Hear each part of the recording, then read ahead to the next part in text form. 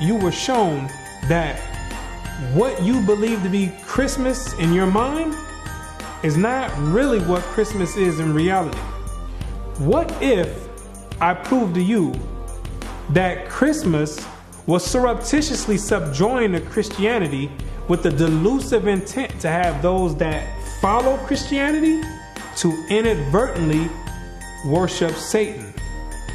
What if it was shown to you that you've been systematically induced into partaking yearly in this satanic ritual called Christmas, and that you are responsible for empowering demon forces and you don't even know it? Sounds crazy, right? I know. But nothing is ever what it really seems to be. You see, the problem is you don't ask questions. You just go with the flow, right? You've been taught to just do as others do. You've been programmed to go with the program. For example, let me ask you a question. Why do you bring a tree in your house on December 25th? What does that signify? What does it mean? What is the reason you do it? The answer is you don't know. Let me ask you another one. What is the reason that you take that same tree that you don't know why you brought in your house and you deck it with silver, with gold, and various other ornaments? What does it mean? Why do you do it? The answer is you don't know. What is the reason you put that star on the top of that tree for? What does it mean? You don't know. What are you kissing somebody under a mistletoe for? You don't know. So now, with that being said, what you need to do is sit down and lend me your ear for a few minutes so you can understand why you do these things. You can get the origin of these things, and then you can consciously decide if you want to continue doing it or if you want to do away with it. Because you have been naively beguiled into worshiping Satan, and I'm going to show you exactly how Satan infiltrated Christianity with Christmas.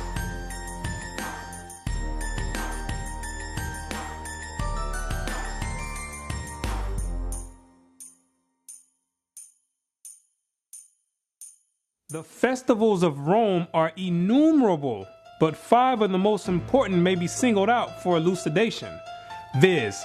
Christmas Day, Lady Day, Easter, the Nativity of St. John, and the Feast of Assumption. Each and all of these can be proved to be Babylonian. And first, as to the festival in honor of the birth of Christ, or Christmas, how comes it that the festival was connected with the 25th of December? There is not a word in the scripture about the precise day of his birth or the time of year when he was born. What is recorded there implies that at what time soever his birth took place, it could not have been on the 25th of December. December 25th stems all the way back to the beginning of civilization in ancient Babylon.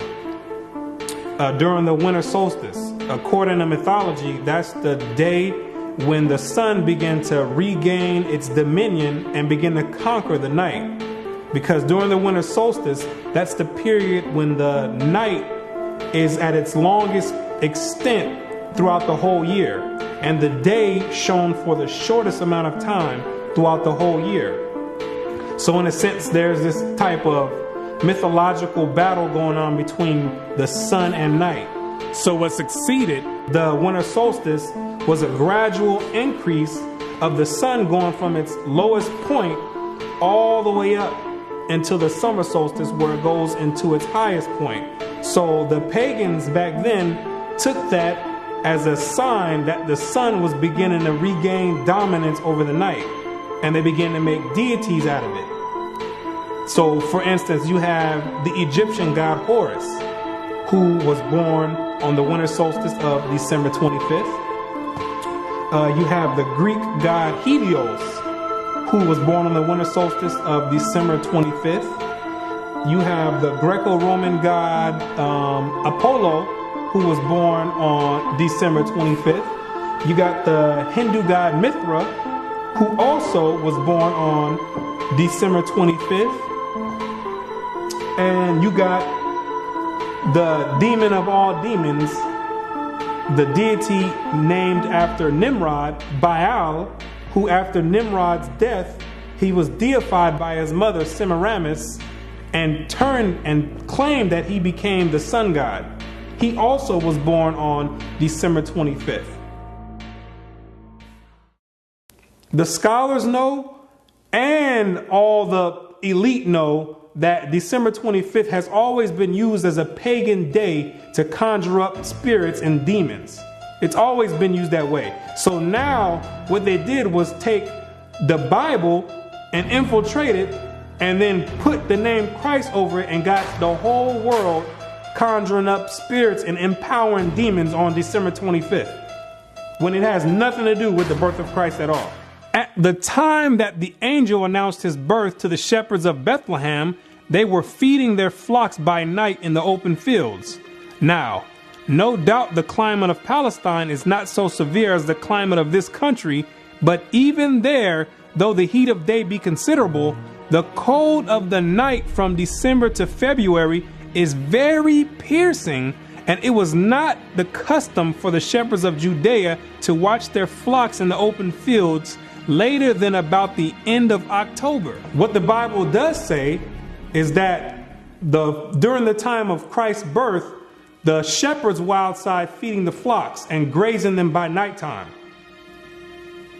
And anybody in their right mind will tell you that there's no way shepherds are going to be outside in the dead of winter grazing flock in the blistering cold.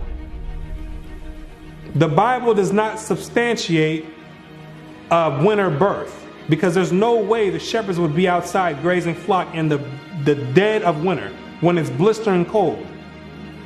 I stay in Florida where they have mild winters, and there's no way, even in the wintertime, I'm going to be outside in the middle of the night grazing the flock. And I have sheep. There's no way I'm going to go out there and be grazing the flock. They're going to have to wait until the morning. At the birth of Christ, every woman and child was to go to be taxed at the city whereto they belonged, whether some had long journeys, but the middle of winter was not fitting for such a business, especially for women with child and children to travel in. Therefore, Christ could not have been born in the depth of winter. And during the time of Christ's birth, Mary and Joseph had to go back to their city to be taxed. The Romans had set up publicans all throughout the land of Israel to have the Israelites come and pay tribute to them. And there's no way in the world that the Romans would have set up a taxation time during the dead of winter, because back then they didn't have cars and stuff where you can jump in with a heater. People had to walk and had to go out however means necessary, but they didn't have heaters with them. So in the dead of winter, when it's blistering cold, that would not be a beneficial and an appropriate time to have people come all the way back to get taxed in their own cities. Zondervan Bible Compact Dictionary. Christmas, the anniversary of the birth of Christ, and its observance celebrated by most Protestants and by Roman Catholics on December 25th, by Eastern Orthodox churches on January 6th, and by the Armenian Church on January 19th. The first mention of its observance on December 25th is in the time of Constantine, about AD 325. The date of Christ's birth is not known. The scholars themselves know that Christ was not born on December 25th. They know that for a fact. That's factual to them.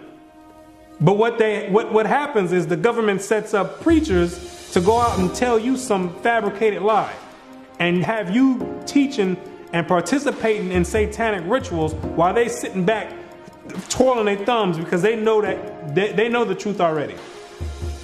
And while you over there conjuring up demons, they sitting back laughing, enjoying it, and getting power.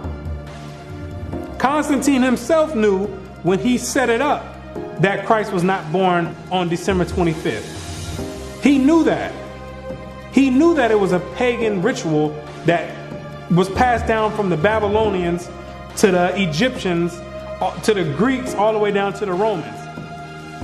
And that all he was going to do was compile it together and have all the Christians thinking that they worshiping Christ, when he knew good and well that it had nothing to do with the birth of Christ.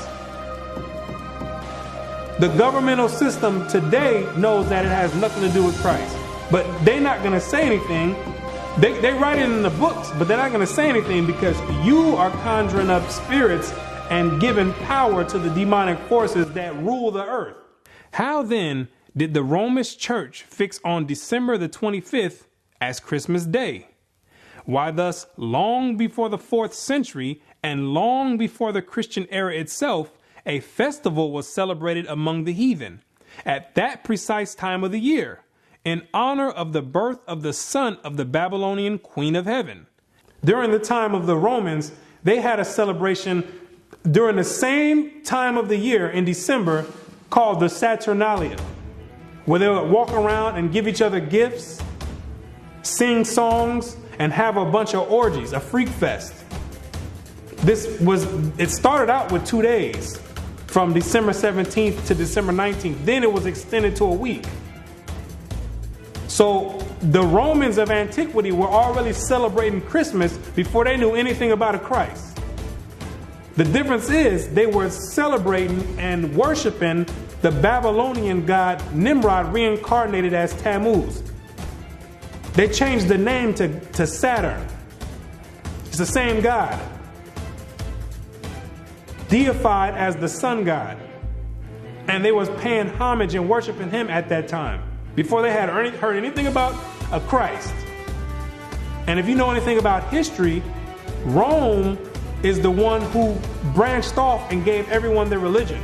Rome, that's where your Christian church comes from. That's where your Catholicism comes from. The Protestants, the Baptists, all those stem from pagan Rome.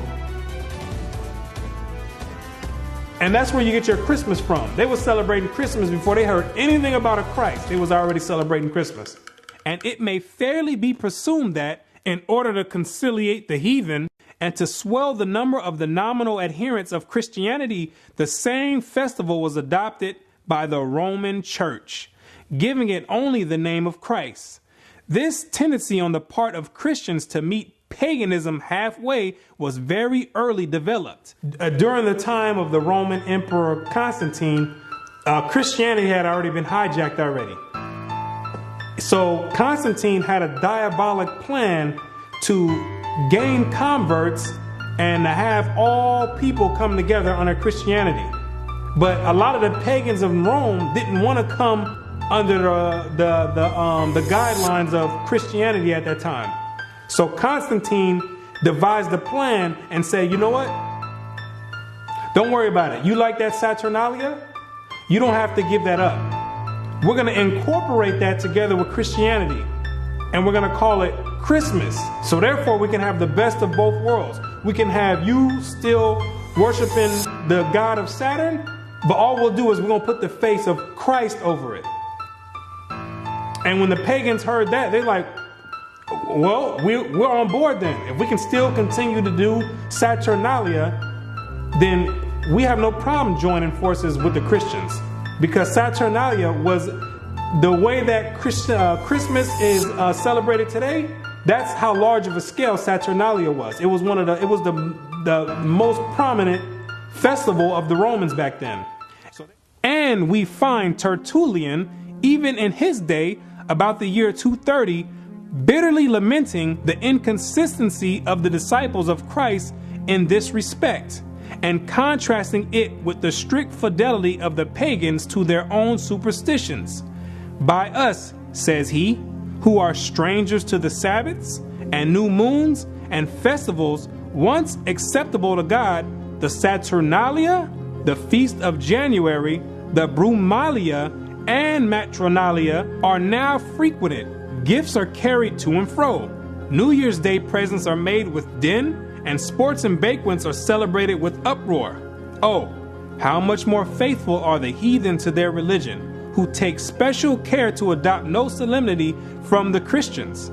Upright men strive to stem the tide, but in spite of all their efforts, the apostasies went on till the church, with the exception of a small remnant, was submerged under pagan superstition. Christianity had already been infiltrated heavily by Satan. They already started changing the day of worship. They switched it from the Sabbath day, which is Friday sundown to Saturday sundown, and they changed it to Sunday. The Romans did, another pagan day. The Most High commanded to worship on the Sabbath day, and that's what they did, the Israelites did during the time of Christ, pre-Constantine. And they end up changing it and adding pagan days to it, which is Sunday, the worship of the sun. They had already started switching up the doctrines, and there was a few good men that were actually left that upheld the actual true doctrine of Christ in its true essence. And after a while, so much paganistic rituals and customs flooded in Christianity that the men who actually upheld the original doctrine, they ended up getting flooded out, because the pagans already overflowed the Christian church. That Christmas was originally a pagan festival is beyond all doubt. The time of year and the ceremonies with which it is still celebrated prove its origin. In Egypt, the son of Isis, the Egyptian title for the Queen of Heaven, was born at this very same time, about the time of the winter solstice. The very name by which Christmas is popularly known among ourselves, Yule Day, proves at once its pagan and Babylonian origin. Yule is the Chaldee name for an infant or little child, and its 25th of December was called by our pagan Anglo-Saxon ancestors Yule Day, or the Child's Day, and the night that preceded it, Mother Night, long before they came in contact with Christianity. That sufficiently proves its real character.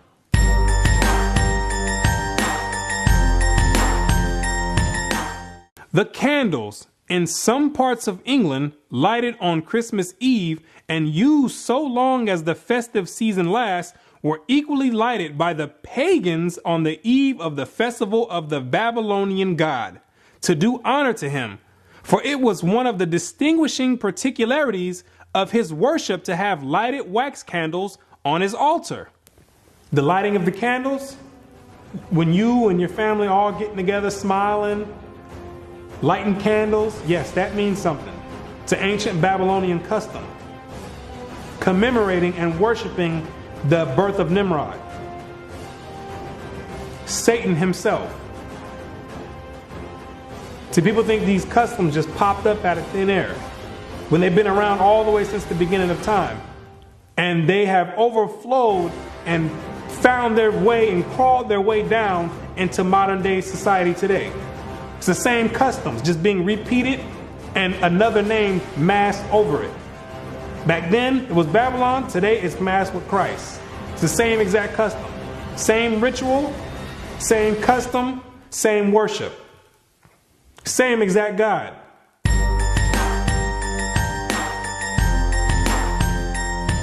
The Christmas tree, another paganistic custom and ritual that stems all the way back to ancient Babylon. It's the same exact God that worked his way all the way through and made his way all the way up to Christianity. It's the same exact deity. Most Christians don't even know that the Christmas tree is in the Bible. God condemns dealing with the Christmas tree. It's an abomination. He tells you not to deal with it. Any Christian that has read the Bible, the reason you don't know it's in the Bible because you've never read the Bible. Most Christians never read the Bible. Because if they did, they would know they're not supposed to be dealing with a Christmas tree or any other type of tree, putting ornaments and putting presents underneath it. You would know that it was an ancient custom and a heathenistic custom and a paganistic custom and a satanic worship and Luciferian doctrine. Jeremiah 10 and verse 1. Hear ye the word which the Lord speaketh unto you, O house of Israel. Thus saith the Lord, learn not the way of the heathen, and be not dismayed at the signs of heaven, for the heathen are dismayed at them.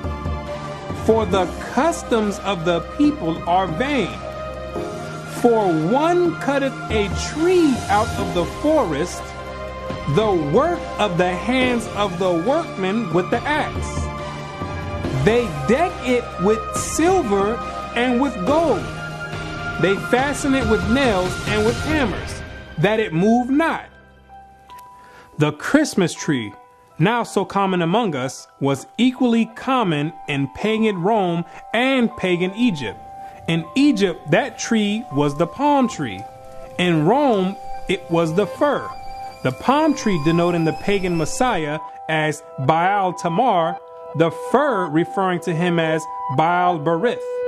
The mother of Adonis, the sun god and great mediatorial divinity, was mystically said to have been changed into a tree. So early Rome denoted the palm tree as Baal Tamar and the fir tree as Baal Berith, which, when you understand anything about religious origin, you'll know that these are all the same gods. They stem from the same gods back in ancient Babylon, the worship of Nimrod, reincarnated after he died when he was deified by his mother Semiramis. He became known as Baal, and then became known as Baal Zebub or Beelzebub. And when you read the Bible, that's the highest ranking demon in the demonic forces. Luke 11 verse 15. But some of them said, he casteth out devils through Beelzebub, the chief of the devils. He's the head chief demon of all the legions underneath him. So when you have this tree in your house, the Christmas tree, you dealing on a high level of satanic worship, whether you know it or not. You dealing directly with Satan himself by participating in that satanic ritual that you do yearly. You conjuring up spirits right there. You conjuring direct. That tree is the direct porthole to Satan himself, the Beelzebub. The Christmas tree, as has been stated, was generally at Rome a different tree, even the fir.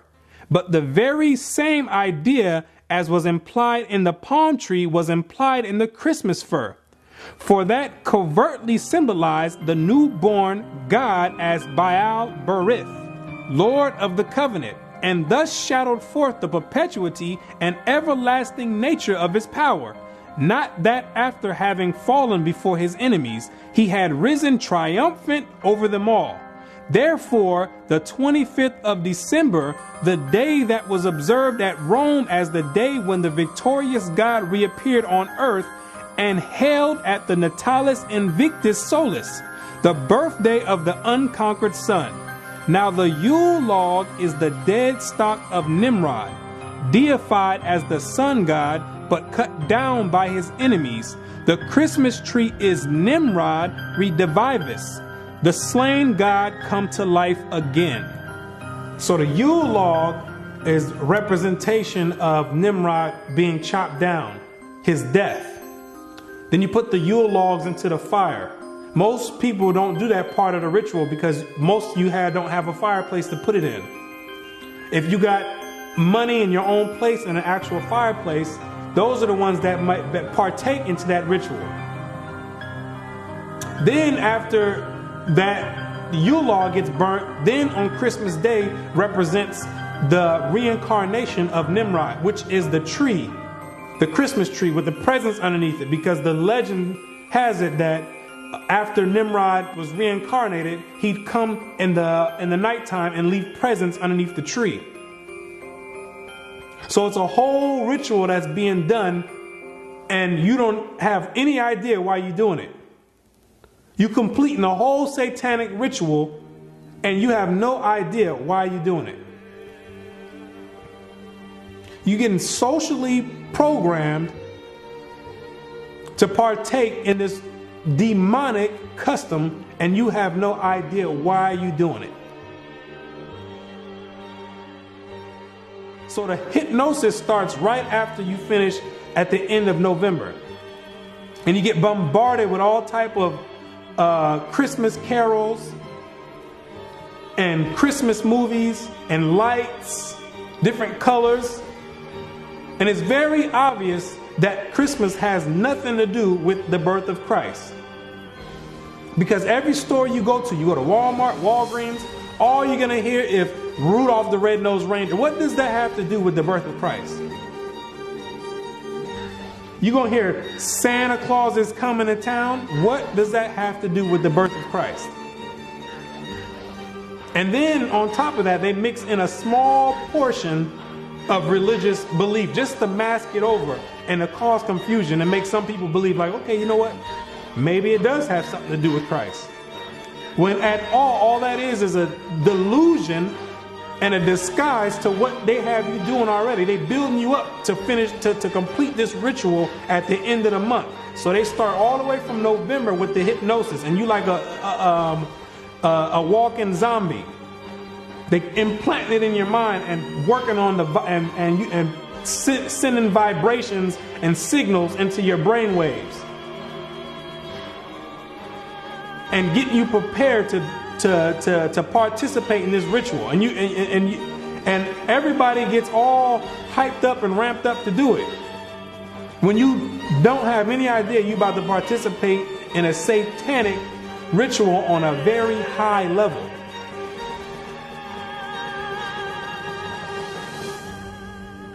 And Christians talking about they're going to put the Christ back in Christmas. How are you going to put the Christ back in Christmas when Christ was never in Christmas? That's another delusion. Have people thinking that they're doing something right. Trying to have people rationalize in their mind for the reason that they're about to go do this ritual. Well, maybe I could just say it's the worship of Christ. No, it's not the worship of Christ. It has nothing to do with Christ, and it's self-evident. When you look on the TV, you're going to see Santa Claus. You're going to see Rudolph the Red-Nosed Reindeer. You're going to see a snowman. What does any of that have to do with Christ? Like it was mentioned before, Constantine mixed paganism in with Christianity. And eventually paganism overtook the whole doctrine of Christianity. It flooded the Christian doctrine until there was no more remains of the actual origin of the Christian doctrine.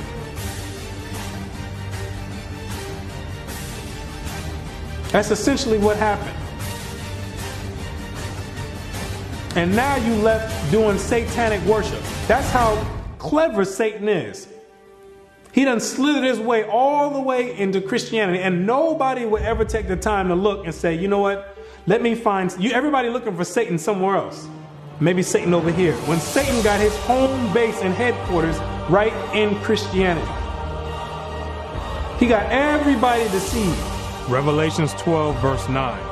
And the great dragon was cast out, that old serpent called the devil and Satan, which deceiveth the whole world. When he operating right there in Christianity, no holds barred. He got you celebrating. He got you celebrating Christmas, Thanksgiving, Easter, Valentine's Day, all Babylonian customs, satanic worship, rituals on a high demonic level. Now, and with that said, most people are still going to go and participate in that ritual. With everything being said, and they're going to try to rationalize it in their mind and make an excuse and try to say, oh, well, I'm doing it because of the family. No, you're not doing it. You're doing it is because they've been tampering with the brain waves, and they make it to where you think that you have to do this ceremony, or people going to look at you crazy. They start softening you up with Christmas carols. Everybody start acting funny around the Christmas time. All of a sudden, everybody's in this giving mood. and nice and want to give hugs and kisses. Why? Because they socially and they're psychologically programming you to act that way. And to give.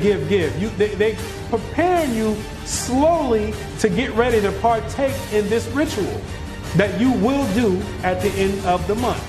December 25th, faithfully, you're going to go, you're going to sit down with your whole family and open up presents, and you're going to be doing it in the name of Satan, disguised as Christmas or the worship and the birth of Christ, when it has nothing to do with that at all. Everybody getting all nice and friendly for the holiday season. What about the rest of the months? Why nobody's friendly then? Because Christmas is on a high demonic level. And the elite know that, and they got you partaking.